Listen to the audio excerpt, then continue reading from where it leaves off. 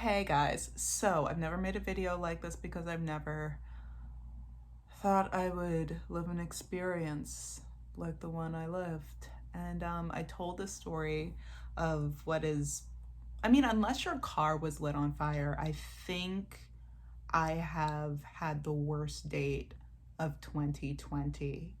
I told two people about it and they were like, you should either write an article or make a video because you can't, this isn't a story that you can just keep to yourself. So I'm like, cool. I'm gonna make a video. So here we are. Let's call him Brad. And if you weren't sure, he was. So this past Tuesday, Brad started off bad, right? So this is my first date in about a little over a year. He was an hour and 15 minutes late because he didn't seem to understand what rush hour means. And I'm like, cool. I kind of understood at that point. Like, we both knew, we are paying for everything now. So I'm like, okay, you know what? Let's see where this goes. Hope for the best. Within the first half an hour of him getting there to the restaurant, mind you, social distancing, the whole jam, he brought up how his boss was Indian.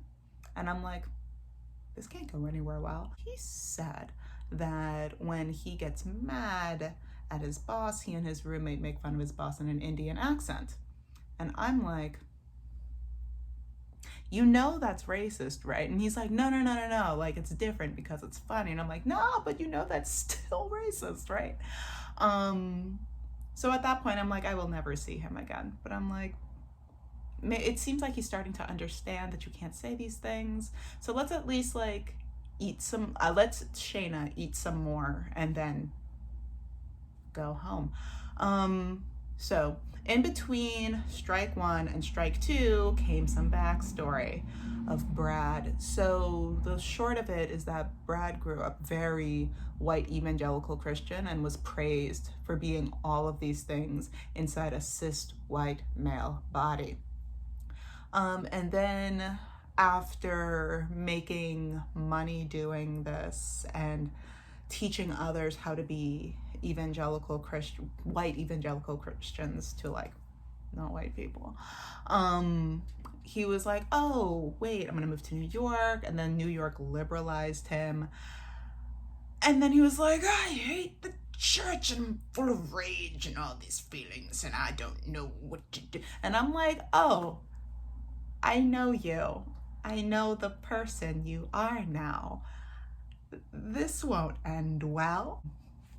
But you know, Shayna's always here for an adventure. So, strike two. He was making a joke about someone who did something stupid to his point of view.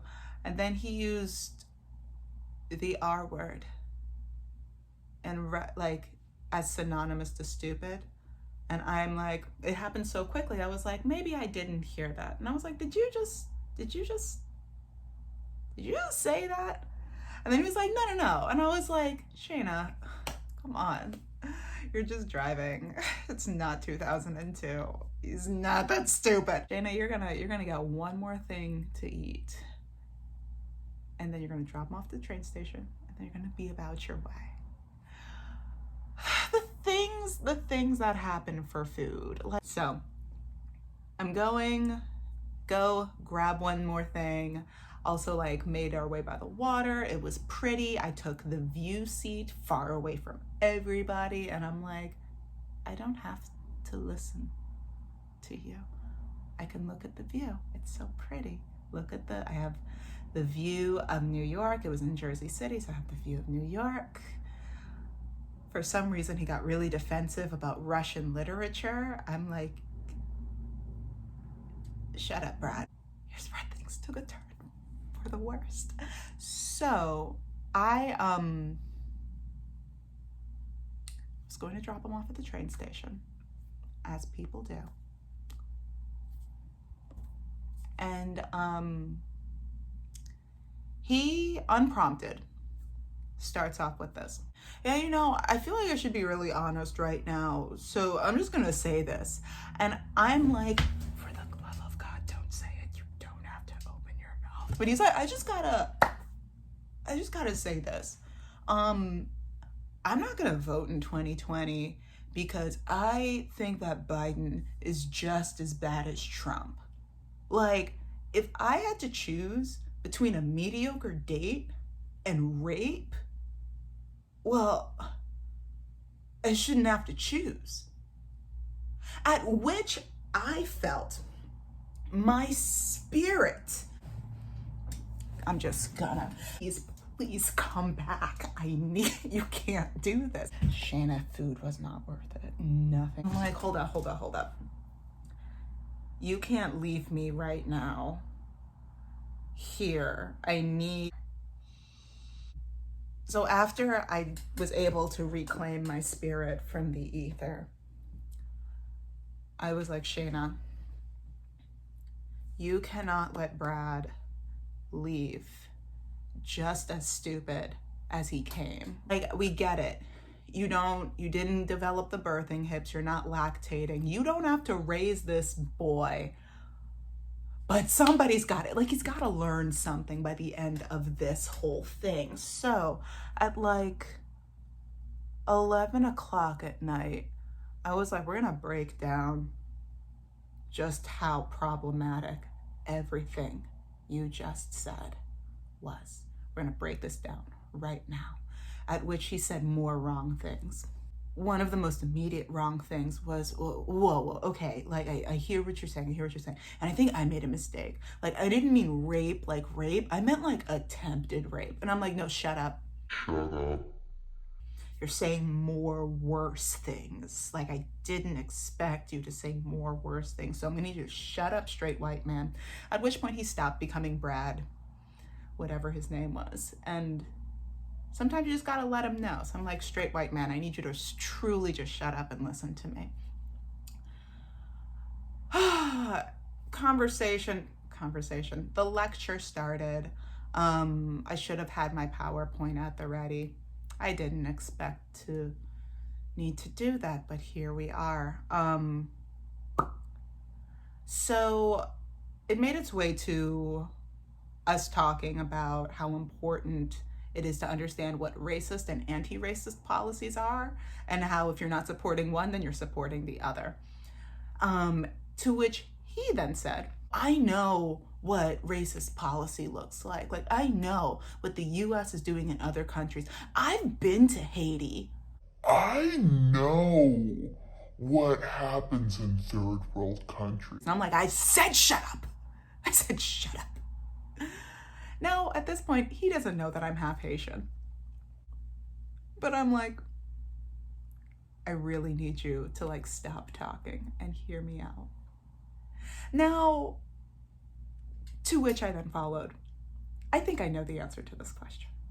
But just to make sure that my assumptions are the facts that my spirit tells me they are, did you go to Haiti on a missions trip? Was it a week long? A weekend? 2 weeks? A month? Do tell. And he was like, oh, well, like, I was seeing this girl, and she was in Haiti doing some missions work, so I visited her a couple times. I'm like, cool. Now shut up again. Meanwhile, I just want you to understand that you don't know anything about the people, the country, anything. And the fact that you are talking about my people to me in such an objectifying way proves how racist you are. You are nobody's white savior. And I need you to stop saying worse things to me. At which he was like, oh, am I not supposed to, like, this is they're part of my story. Am I not supposed to talk about my story? And I'm like, what did I tell you about shutting up? I'm gonna, I kept having these outer body experiences.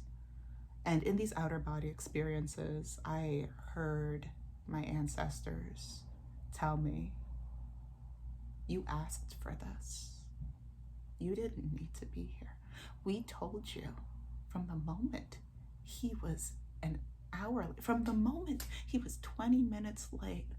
Biddy, we told you. That tingle down your spine, Biddy, we told you. This, you wanted to be here. Was the food that good? Was the Irish man making you Jamaican jerk wings, were they that tasty? Were they? You wanted this. So, after having a whole spiritual session where I've made so much penance with all of the women that have comprised me, I told him goodbye. I said, I think it's time for you to go. And he said, give me a lot to think about, and I don't really know if this is going to change my mind when it comes to voting. And I'm like, I don't expect you to learn much. And he said, yeah, and I don't want to like change the way that you think about things. And I'm like, there's nothing that you can say that would change the way I think about anything, except to just add to the levels of disgust. To which he then proceeded to say, yeah, so like I know that you do diversity counseling, and like I found this conversation to be really, really like insightful, and I think that like I would love to know your rates, because I'd love to hire you to like be a part of, to like help my company grow. He is the CEO of some tech startup in New York. Yes, he is technically working for another company that he is trying to get out of so that way he could be his own boss. So after I like snatched my spirit because she tried to make a break for it again, I told him that I don't find him or his company to be a safe space for any person of color. And before he just starts hiring and traumatizing people of color, he really needs to look at the privilege that he has and just how deep his racism goes before he just starts some initiative to get grants and to not get canceled. And then I said goodbye.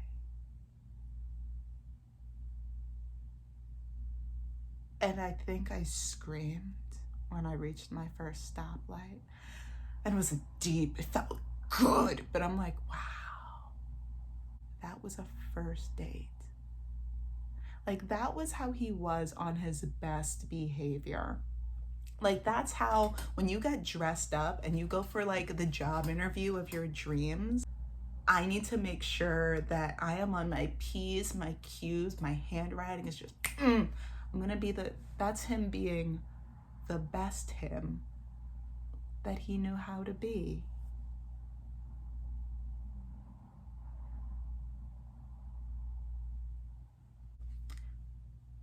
And just in case you were wondering, Shayna, how could this get any worse? Plus, the date seems to be over. I got